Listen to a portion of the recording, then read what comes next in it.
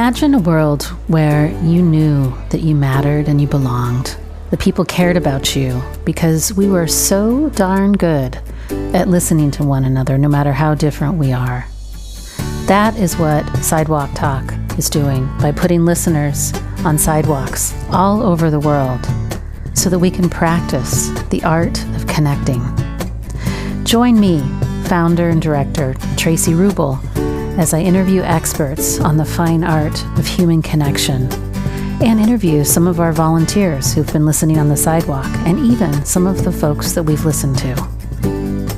And if you want to volunteer, consider joining us at sidewalk-talk.org. Frank Carbajal is somebody that I met on LinkedIn, and I should have met him when I was still in the Silicon Valley. He is the founder and president of EsTiempo. It's time. And he's the founder of the Silicon Valley Latino Leadership Summit. He also is the co-author of some pretty big books, Building the Latino Future, Success Stories for the Next Generation, and co-author of El Futuro Latino, which has been published in 14 Latin American countries. He's also on the advocacy committee for the Silicon Valley Education Foundation. He is an amplifier. He's a storyteller. He's a champion. He's a connector. First thing he said after we got done talking, how can I support Sidewalk Talk?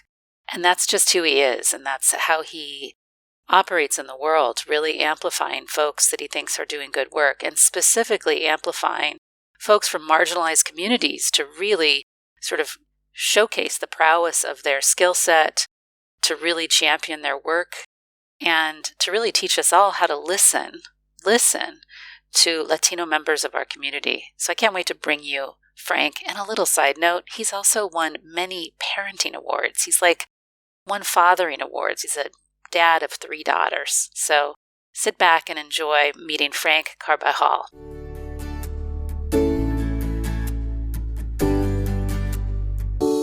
Frank Carbajal, I have to say that following you on LinkedIn has kind of kept me sane for 2020. You have some of the most inspirational and hopeful posts, and it also keeps me a little connected to home because you're in the Silicon Valley. Tell me about your story, because you do some pretty groovy stuff with the Latino community and advocacy. Tell me about you and how this got started. Sure. Well, it really comes from humble beginnings. And Traci, thank you for having me as a guest today. And to the audience, I'm very humbled. And speaking of humility, my parents are immigrants from Mexico and worked in the most humble of jobs. They worked as migrant farm workers.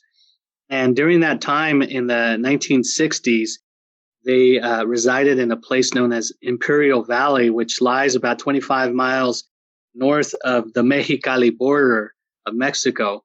And my mom often reminded me that I was born with resiliency because she gave birth to me on June 19th, 1969, and she worked up until her 3rd trimester, believe it or not, under that hot, blistering sun.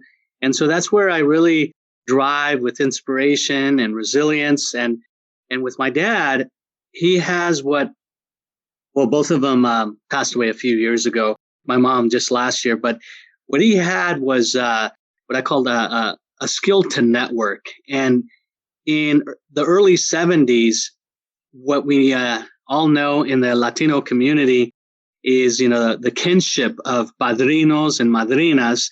So my godfather, padrino, lived in San Jose during that time and said, hey, my dad, Regino, why don't you move your family up north to Santa Clara Valley before it became the Silicon Valley, booming Silicon Valley. And you and your wife, my mom, could work in canneries. And the canneries were really the labor of love for many immigrants that worked in the fields, worked as migrant farm workers, braceros. And mind you, it was during the time that was a bracero program that eventually under President Ronald Reagan, the amnesty program, my parents became citizens. But they never stopped working from 1973 to my mom's retirement in 1995 in a cannery known as Del Monte. Del Monte, cans that the canned fruits and things of that nature. And so my parents really all they could afford to move to was a barrio, known as a neighborhood that's underserved.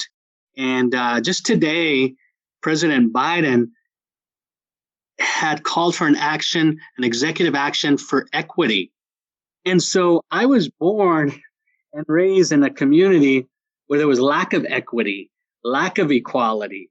And so that is my story in terms of a nutshell of my background, moving to the Silicon Valley, and throughout my education, being a first generation graduate from college, I realized in terms of equity and the lack of equity, I decided to write a book with, of course, the motivation, inspiration of my wife, who was like my ghostwriter, a person who really believes in my dreams.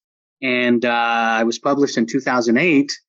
And in 2010, because in 2009, the market crash, as we're experiencing today, I had to learn how to pivot in 2009 because Jeff Bezos started swallowing up all the Porter books and Barnes and Noble. And so I said, what could I do? So I met with an executive mentor who was in my book at the time. And he says, hey, Frank, have a leadership summit where millennials, as we know of today, and Generation Z, as we know of today, could have access to purchasing your book. And so my Silicon Valley Latino Leadership Summit was born in 2010, but based off of my book, Building the Latino Future, Success Stories for the Next Generation. So that's the platform. And that book, as I was doing research on you, is in 14 different Latino countries, no? Yes, it is. It is. And it was, I was very fortunate, Traci, that I had a gentleman believe in me by the name of Humberto, who's my co-author. And at the time, Ken Blanchard was his father-in-law, Ken Blanchard, known as the top 5 thought leader of the 20th and 21st century of all time because of his leadership books like The 1 Minute Manager. And he did the foreword for my book, Building the Latino Future. And he also wrote a book titled The 1 Minute Entrepreneur. And so with that leverage, Grupo Norma, which is the largest publisher in all of Latin America, picked up my book, translated it, and it was distributed in 14 Latin American countries. Grupo Norma is based in Bogota, Colombia. That's amazing. Congratulations on that success. And you didn't need Barnes and Noble and Amazon. You just were able to do it on your own and with the help of community, which is pretty awesome. Well, I love the question of what you're alluding to is really about my mom, the resiliency and how I, as a first time author, I was rejected 3 times, and I was told by, I remember one publisher, and it was just unfortunate, Traci, because the editor for that particular publisher, one of the largest in the United States, in the world, he's Latino. And he's like, oh, no, this isn't the right time. And I remember my mom speaking in my head, and I was very adamant with this gentleman. And I said, what do you mean it's not the right time, man? I said, we're the future. We're the largest majority minority that's going to happen in a few years, believe it or not. I said, we're a purchasing power of over $1 trillion. What are you talking about? He's like, oh, no, it's just not the right time. We're not really focused on it. And it was interesting because I didn't give up. And at that point, I looked at individuals that could provide book testimonials for my book that were non-Latino. At that time, white men I looked at were folks that I read about in college, like Dr. Stephen Covey, Dr. Ken Blanchard, Jim Collins, and Zig Ziglar, and these amazing, Brian Tracy, and these amazing thought leaders, right? And so the first office I called was the late Dr. Stephen Covey. And with the late Dr. Stephen Covey, I remember reaching his office, and it's based in Utah, and his executive assistant answered, and she says, what type of book? And I said, it's a Latino leadership book, a framework of, really building the future for our community. And I could hear her almost laughing, under her breath. And she says, oh, well, Dr. Stephen Covey's really busy, and, maybe his his editorial board will look at your manuscript in 6 months. And right away, I told myself, oh, this is definitely a no. And I took the high road and I said, well, thank you. Please let Dr. Stephen Covey know he's a hero of mine. I love his book, The 7 Habits, and thank you for your time. And when I said thank you for your time, I knew that I wasn't going to reach out again. Yeah. So the second individual I reached out to was Dr. Blanchard's office, Ken Blanchard. And when I reached out to his office, I'll never forget the executive assistant. Her last name's Jordan. She had a British accent. And this is when you should never assume. I right away made the assumption, Traci, oh, this isn't going to go anywhere, right? I said, oh, great. What is she going to really buy into, this Latino leadership and pitch it to Ken Blanchard? So she's like, Nancy Jordan was her name. She's like, Frank, tell me a little more about it. And I said, well, it's really about humble beginnings. And I'm the beginning of the story, but I have interviewed folks like Edward James Olmos and Aida Alvarez, first person to sit on President Clinton as SBA. And I mentioned all these names. And she's like, that's very fascinating. And she says, brilliant. And I said, oh, whoa, I think this is going somewhere.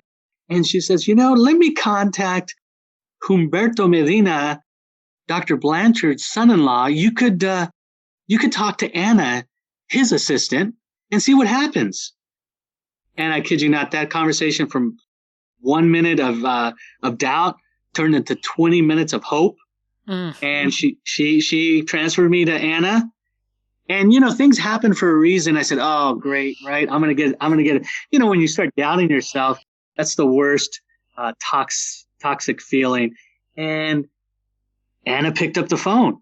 And I started turning everything that my mom went through into optimism. And I said, okay, Anna answered the phone on the third ring. This is good.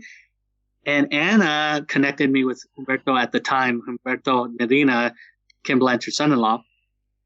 He was so excited that he says, hey, Frank, I'd like to fly you down to San Diego next week, and let's meet with Ken. Wow. Yeah. And I said, are you kidding me? He says, yeah. And so when we got off the phone, I shared this with my wife. She's like, you're kidding. I said, no, I'm serious. And I remember Humberto and Ken, they live in San Diego. And so I stayed in Old Town. And I remember how nervous I was. I had this big binder, this manuscript. And I was walking up to Humberto's house because he wanted to meet me the night before I met Ken Blanchard. And so when I was walking up to Humberto's house, I had this binder. And when I knocked on Humberto's door, he answered with the co-founders of Ken Blanchard, this guy, Drea, his good friend. And they had a glass of wine in their hand. And they said, Frank, you really brought the manuscript? I said, yeah. He's like, oh. And then he grabbed it, he put it on the couch. He's like, no. He's like, we're going to have some wine tasting tonight. And it's funny, Traci, I don't drink. My wife drinks wine. I don't drink wine. So I'm like, oh, shoot, what am I going to do?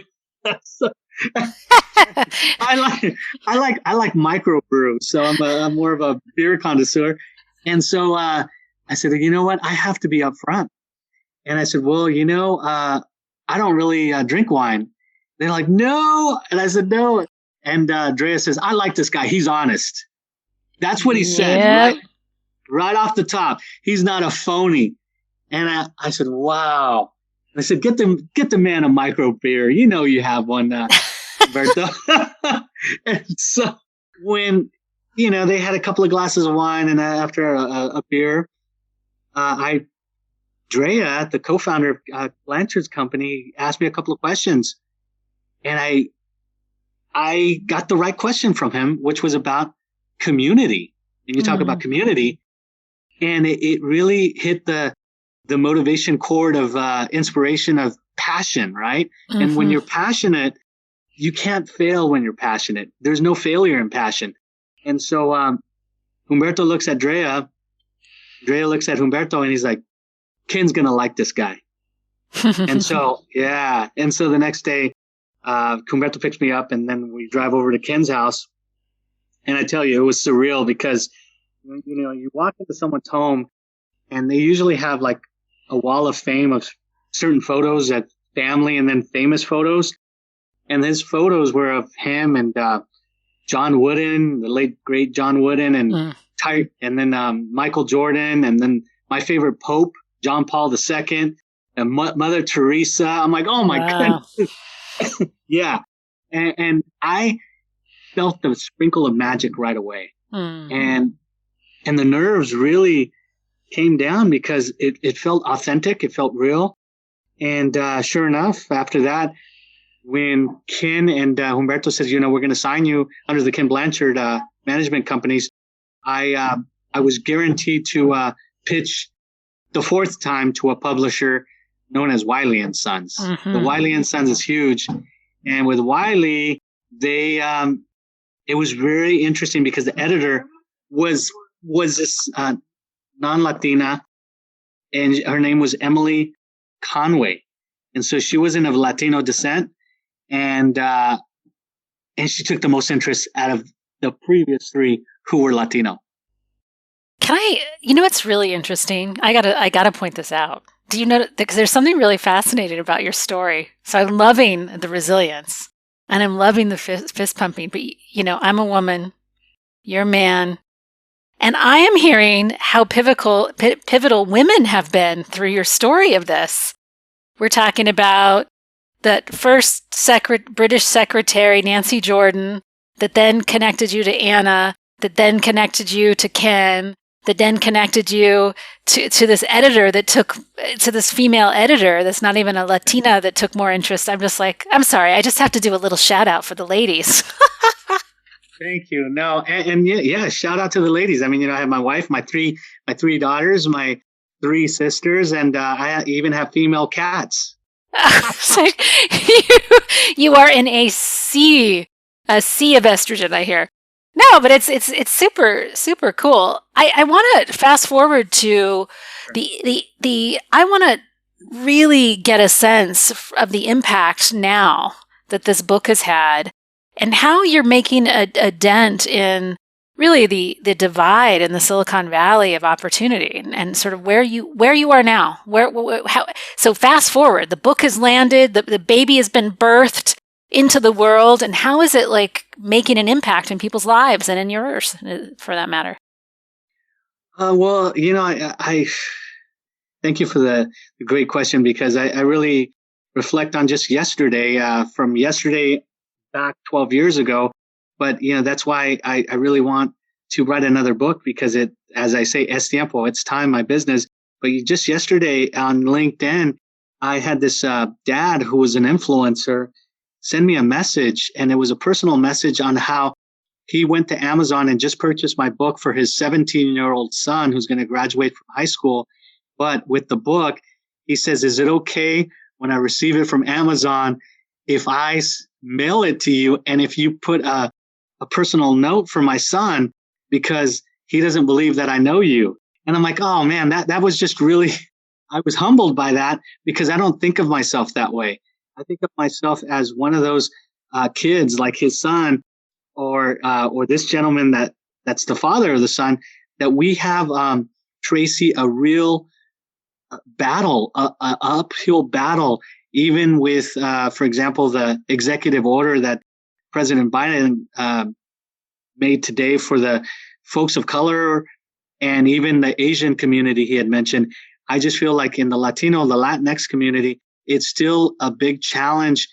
And the year-to-year summit has really galvanized the Silicon Valley Latino leaders, not only here, but throughout the U.S., to visit the Silicon Valley for one day for the Leadership Summit. Now, fast forwarding and rewinding, so to speak, to last year, when the summit was going to take place in May of 2020, I should say. Then with the COVID-19, I had to pivot and, continue to postpone.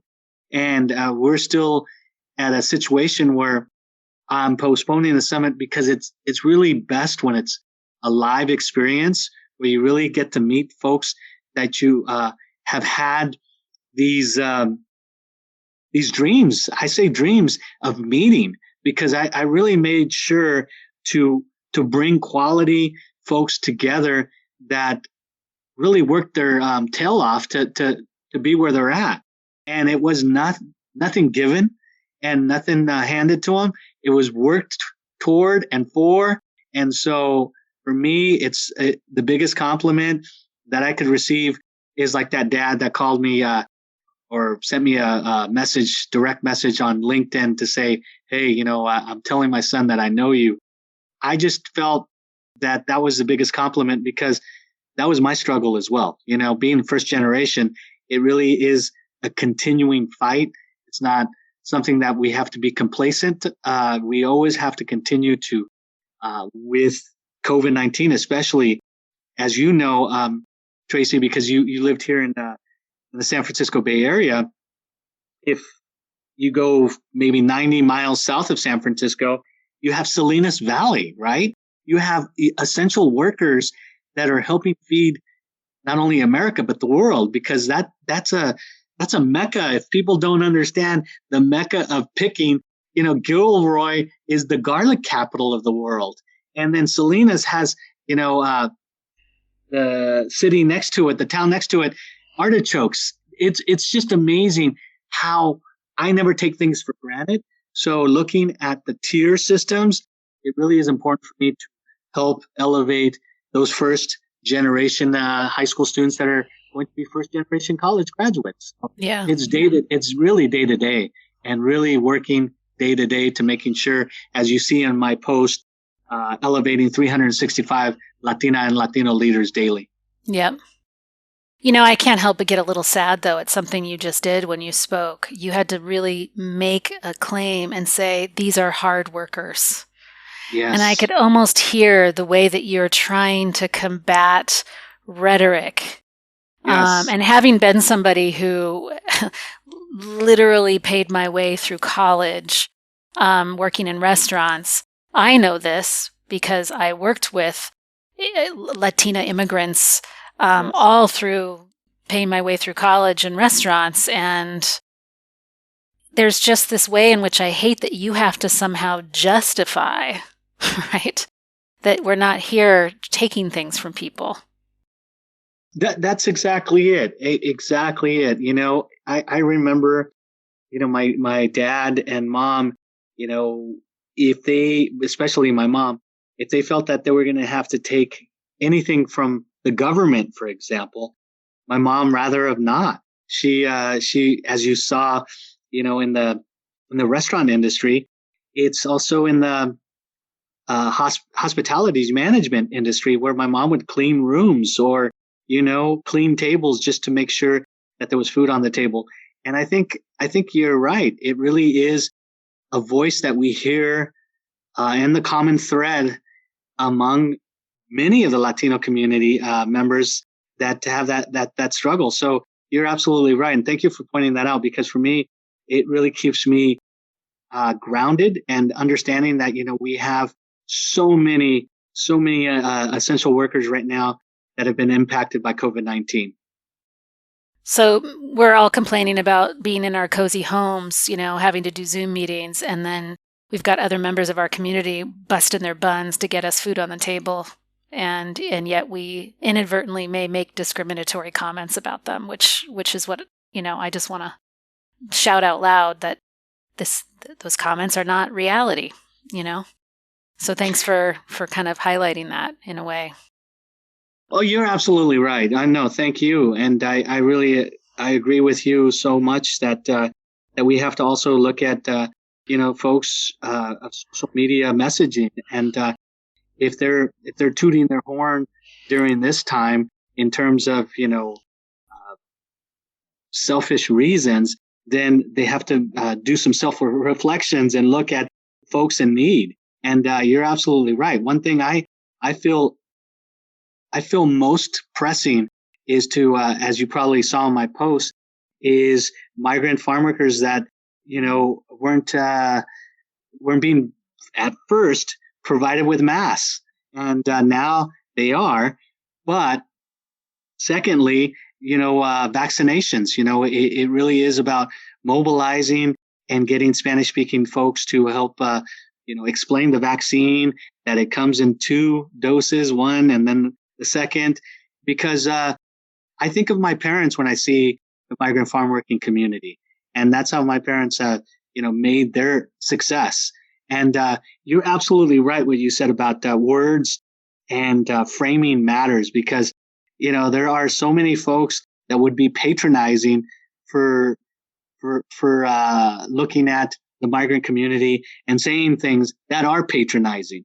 And you and I could pick up on it, but as an advocate, it's my job and responsibility and accountability to show others that, hey, show some respect, because we're all in the same playing field when it comes to COVID-19. Well said. Well said. Well, I want to pivot this into another direction, because this has been something that I have been curious about. Loneliness is a problem globally. And Sidewalk Talk has kind of spread organically like wildfire, except for one place.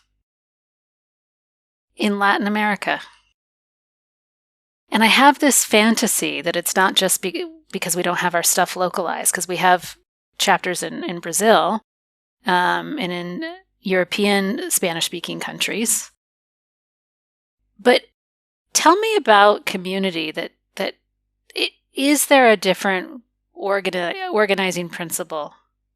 And I know you can't speak for all Latinx people, but you can speak from your experience. What's your relationship to community compared to, white Americans who maybe are sitting in their home raising their kids without any help? Right. Well, there's a couple of things as far as organizing and equity is concerned. For example, when it's equity, as far as the digital divide, if we look at March 13th, coming up on a year, was when we decided not only COVID was going to be shelter in place, but schools, were going to virtual learning. And it was something that was very sad to see, because many homes don't have Wi-Fi. And so it's a true fact that a lot of the kids that are studying in low-income communities, underserved communities, had to take a bus or continue to take a bus or get near a McDonald's or a Starbucks where there is Wi-Fi. And as far as organizing, it's a true fact that it takes many Latino professionals to understand that we need, the help of community liaisons that are also part of the team that are going to help organize. For example, I was asked, Traci, to be on this steering committee just a few weeks ago on how to identify Latino men that are, it's funny because when I mentioned the age range, my wife says, "Yeah, you are middle-aged, Frank." I said, "What?" She's like, "Yeah." She said, "You're 51, so you're middle-aged." And so the thing is this demographic that where I live in Santa Clara County, you know the counties throughout California, it's a large county. And the initiative, Traci, was to identify middle-aged men from as young as 38 years old to 58, for example. And it was very strategic and smart as far as the age range of loneliness. And these men from 38 to 58, unfortunately, are committing suicide because of not only loneliness, but the as you know, what makes especially a Latino man proud is his job, right? So if the person that has essential work is out of a job, then they become not only isolated, but there's things that take over certain mental health addictions, like self-medicating. And then from there was situations of isolation and loneliness. And the data was showing the unfortunate, the most extreme, attempt or committing suicide, either the attempt to or the actual act. And so I was asked to be part of this committee to identify these men in specifically in the East San Jose area. Today I live in Santa Clara, but I grew up in East San Jose. So they asked me because I know the area very well. But this is the thing. And the terms and the identifications for individual groups. So in the email, when I was reading it, I said, no, this isn't going to work. I said, they're monolingual, Spanish speaking. They have never heard of Latinx. I've heard this before, that the Latino community doesn't reference themselves as Latinx. Many groups do not. It's usually the younger folks, but it's something that we need to be more inclusive about and thoughtful about. But for this specific group and study, if you will, I said you have to take that term out. And they said, well, Frank, what would you say they would relate to? And I felt so humbled by my suggestion that they took up the word that I recommended, and it was Spanish-speaking men. Spanish-speaking men from 38 to 58, middle-aged Spanish-speaking men. And it got a more positive response in terms of assessment, in terms of, analytics and evaluation. And so... Yeah, it sounds way more respectful. It doesn't sound like I'm trying to do some kind of diversity study. It says, hey, Spanish-speaking, you're a man. You're a whole person who happens to speak Spanish, not you're Latino. Yes. And so when I suggested that, they came back right away, the analytic team, the consulting team, and said, hey, this is what we're going to go with.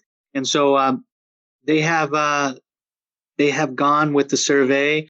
And, Traci, in the Latino community, we always say God willing, and God willing, it goes well to where we could really identify individuals that aren't alone. Loneliness means you are not alone. Loneliness is a term that really is perpetuating if you hang on to it without support. But with support, loneliness to means you're not alone. You'll be helped and you'll be listened to. I love that you're highlighting. I realized that when I was doing research on loneliness, that folks from the immigrant populations, whether you're from Latin America or you're from other countries where you've left your country of origin, actually do suffer some of the most loneliness rates around. And I guess I didn't connect the dots because at the same time, it is often for us, our experience at Sidewalk Talk, these communities don't always take up Sidewalk Talk listeners. However, when we've been out in locations where we start to build some trust, when we've been out in the same location over and over again, then we do. Or in one instance, we were out in a Spanish-speaking area and we had 2 Spanish-speaking locals with us. And because we had 2 people from their community with us, then we were welcomed in. And it was amazing. People had a lot to share, including things like depression and lots of discrimination, lots of stories of being pulled over by the police just because they were driving while Hispanic. I'm like, awesome. Yeah. Oh, gosh. I love Sidewalk Talk title because really Sidewalk Talk is something that really helped me in terms of just from entrepreneurship when I saw, sidewalk entrepreneurs, that's in our community. Yeah. That really resonates with me. And when I think of Sidewalk Talk, it's really something that's powerful. I remember Jaywalk. Jay Leno used to have Jaywalk. Jaywalking with Jay. You remember that? And so I think it's powerful. And I know that we only have a few more minutes, but this was awesome. And you talk about, the profiling and things that have happened to me a few times. And my daughter asked, how is that? And if it didn't happen to mom. And, my wife is Latina, but she's fair skinned with, light colored eyes. I'm brown skinned and I have brown eyes. So, it's unfortunate that there are profiling going on. Mm-hmm. And hopefully it'll change. But what happens, as you know, with the U.S. political system is we'll have a hopeful leader for 4 to 8 years, and then we'll have someone else in the next 4 to 8 years. So that's what they call democracy in the United States, but I don't know if it's always democracy. Yeah. So Yeah. that's why it's awesome to have, the Sidewalk Talk, because it is real and authentic. And you can't pay someone to walk across the sidewalk. It's the ultimate equalizer, right? We all have to walk across the sidewalk. We all have to live on the sidewalk because we all go to and fro on the sidewalk. And that's the place where we're all just the darn same, Yes. Yeah. It's well, awesome. I told you, this was so great. Thank you so much. I told you that we have this little ritual for how we end our conversations on the podcast, which is those folks that sit on sidewalks and listen to people. And these folks are, sometimes we have a homeless pop-up care village that we listen at, and we have homeless folks that volunteer with us. Like we really are an inclusive bunch where anybody can be a listener. It's a really beautiful motley crew of people that I'm inviting you to speak to. So I hand over the mic to you, Frank, to either offer words of wisdom or a wish directly to those listeners all over the place that are listening on sidewalks and right now online. Oh gosh, I love this question because I reflect back and I promise I'll do the encouraging for all folks listening on the sidewalk in less than 3 minutes. In college, and it's sometimes this story when I bring it up brings me to tears because it really is a powerful testimony of what opened my eyes to the homeless community. When I was in college in 1992, I worked at a grocery store here in the United States known as Safeway. Safeway is a large chain of grocery stores that it really is affordable, but at the same time, folks that where I worked at the Safeway was in Midtown San Jose on San Carlos. So we had, as you speak of motley crew, we had different folks that would come in to the Safeway. And I remember at the time, I wasn't a checker, I was a bagger. And people were like, oh man, you're in college and you're a bagger. I said, I'm not planning to stay here at Safeway for the rest of my life. But what I would see, Traci and audience, is I would see individuals coming through the line. And there was this one gentleman I'll never forget. His name was Carl. And Carl would daily, when I would work from Tuesday through Saturday was my shifts, from 3 to midnight. It was always like clockwork. At 7, he would come in and he would buy a large gallon of vodka every night. And he would drink his vodka, and I would see where he would go. He would go to the side of the building of the Safeway. And after about a month, I decided I'm gonna find out what his story is. What's Carl's story? So I went out, I talked to Carl, and I remember I would give him some of my mom's homemade burritos because I was living with my parents at the time when I was in college. And he loved them, but he told me his story. And his story was Carl was a transplant from Minnesota to work in technology here in the Silicon Valley. And his boss company paid him to move out. He's a father of 3, and his wife and his kids were driving from Minnesota and got into a tragic car accident. And after that happened, he felt that he had no life of hope. He didn't want to live. And I tried to convince him just by talking to him, because my undergrad at that time was social work. And so I would try to talk to him. He's like, Frank, don't try to talk to me about this garbage stuff. He's like, you don't have a family, right? I said, no. He's like, you're not a husband, right? I said, no. He's like, just listen to me. And so when I would listen to him, I'd listen to his painful story. I didn't make judgment, but I remember one night, the assistant manager of Safeway comes running out of the store. He's like, Frank, where are you? He's like, damn it, why don't you collect the carts? What are you doing? And I said, I'm talking to Carl. He's like, who's Carl? I said, over here. He's like, that's not Carl. That's a damn bum, he said. And I said, shame on you. And the manager at the time was Henry. I said, shame on you, Henry. I said, he's a person. He's human. You don't know his story. I said, shame on you, man. And I was put on Henry's blacklist. Of course, I didn't survive in that job, but I was so proud of myself that I let Henry know that Carl was a human and he had a story.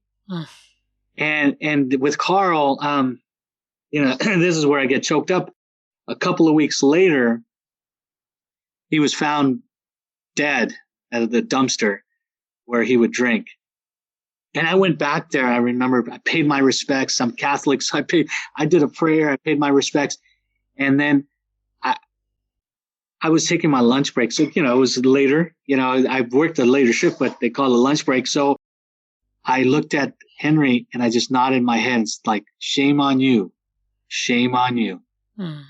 And so my story of Sidewalk and for everyone is we all have a story to share and we all should be respectful of every human life.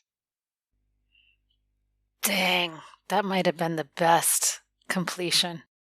Frank Carbajal from EsTiempo.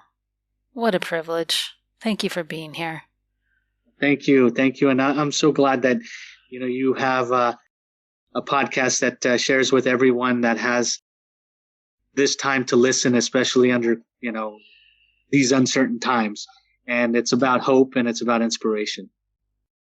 Wonderful. And everyone, please visit the show notes where you can find out more about Frank, where you can find out more about building the Latino future and future books to come. Thanks so much, Frank, for coming on.